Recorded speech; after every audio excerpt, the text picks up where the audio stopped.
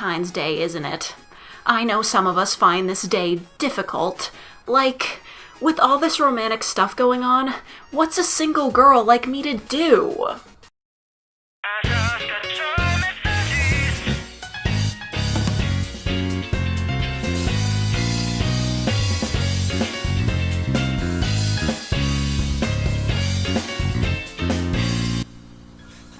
That'll work.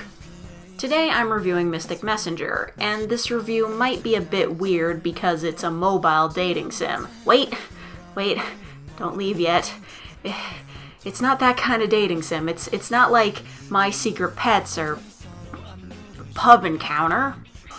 It is a game meant to be played on your smartphone for a very good reason. And I've spent like 2 months playing it, so I need to say something about it.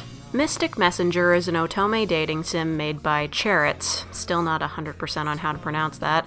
Also, it's not from Japan, but Korea, which is sort of a nice change from the usual.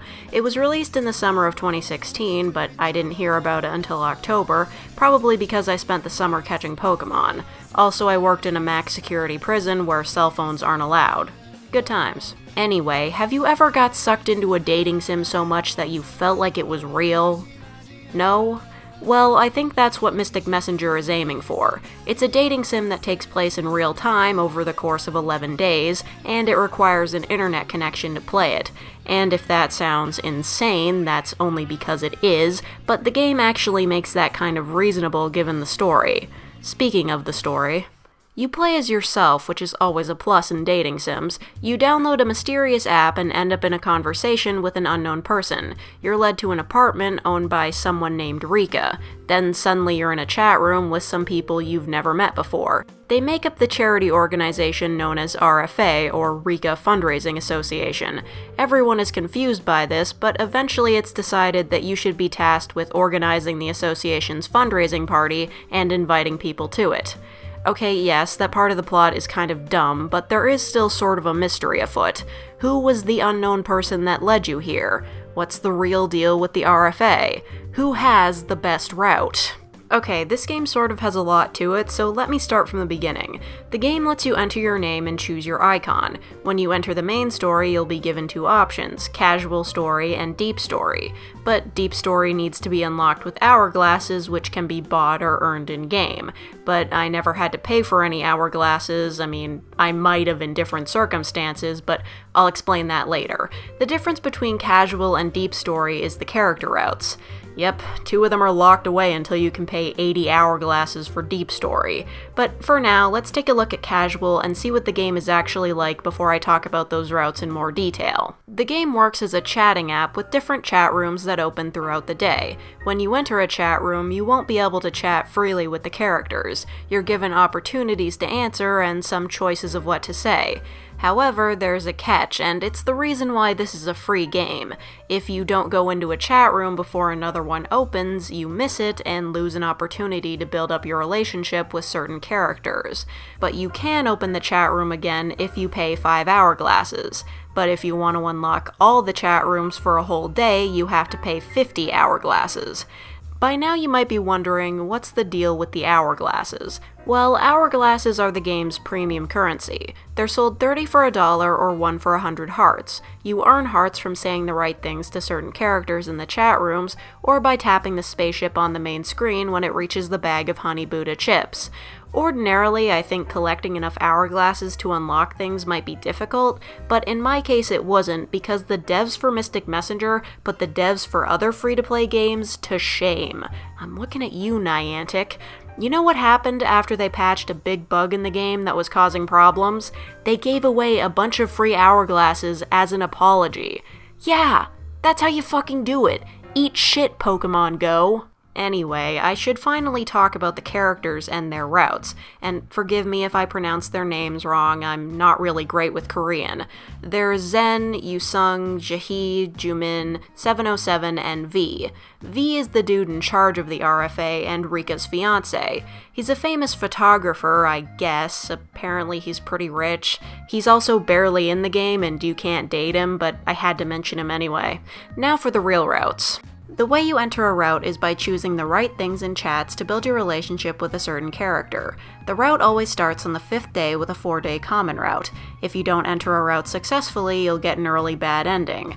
There are game branches within the routes that also give bad endings, but I don't know how they go. It's not because I'm good at the game, I used a guide, and don't give me shit for that because there is no fucking way I'm gonna play a dating sim for anywhere from 4 to 11 days just to get a bad ending. Believe it or not, I do have other shit to do. Anyway, Zen is a musical actor who has a decent-sized fan base and a giant-sized ego. He's super pretty and knows it. He's not so famous that he'd be impossible to date, but he still has fangirls, one of them being Jaehee, so I hope you aren't the jealous type. His route is alright, there's some drama, and it gives you his backstory, but it doesn't tell you much about the RFA itself. That's why most would recommend you play his route first. Yusung is a college student who's obsessed with the game Lolol. I think it's supposed to be a parody of League of Legends, but the way he describes it, it sounds like World of Warcraft, I don't know. And I don't really understand what kind of school he goes to. The tips in the loading screen say he goes to a school called Sky University, but he always calls it college, and apparently there's a class bell, so I have no idea. Yusung's route is cute and kind of sad. Your relationship with him is super cheesy, though. Also, he's a fraud because that is not his natural hair color. Liar! Jaehee is Jumin's assistant and is constantly overworked. She's also a huge fan of Zen's musicals, and you might be thinking, oh nice, I can date a girl too.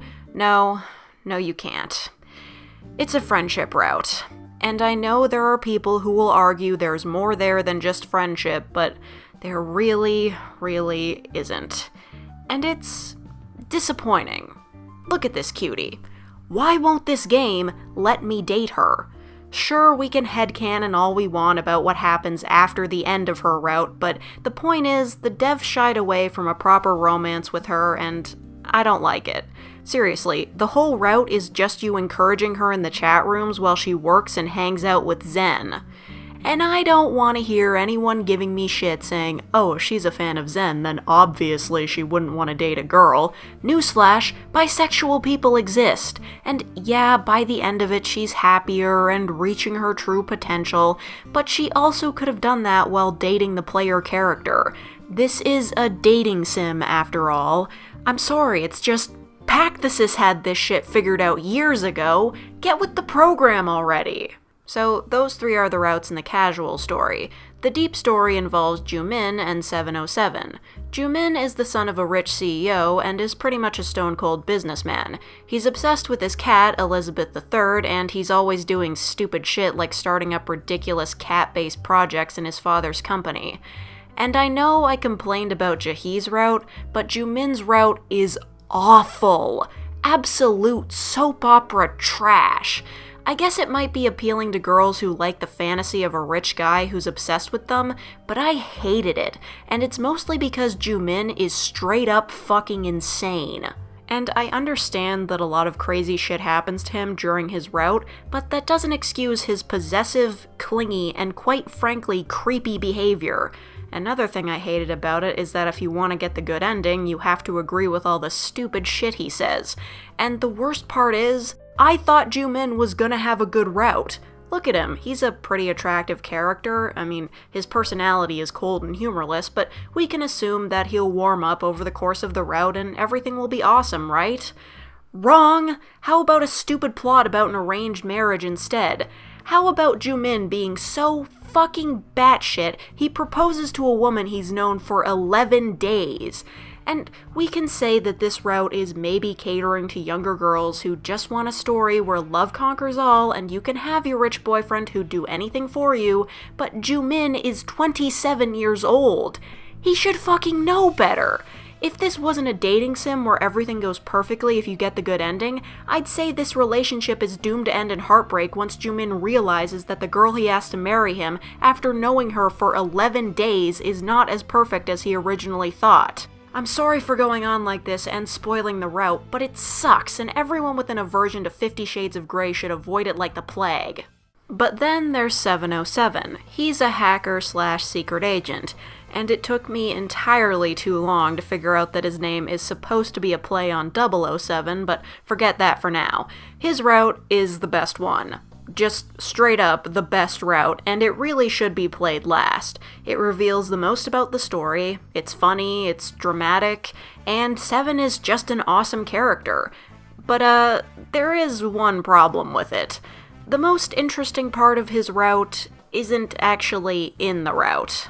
See, every route has an after-ending scene that you can play if you pay 20 hourglasses, but that isn't where the interesting bit is hidden.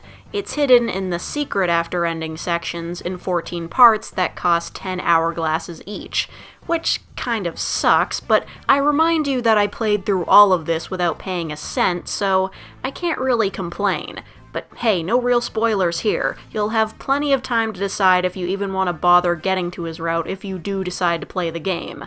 Speaking of, let's get back to the actual gameplay. When you're done with a chat room, you might need to stick around because a few things can happen afterwards. You might get a text message from someone. Again, you can't text freely, you can only respond when the game allows you to. It's just a way to get another heart or two.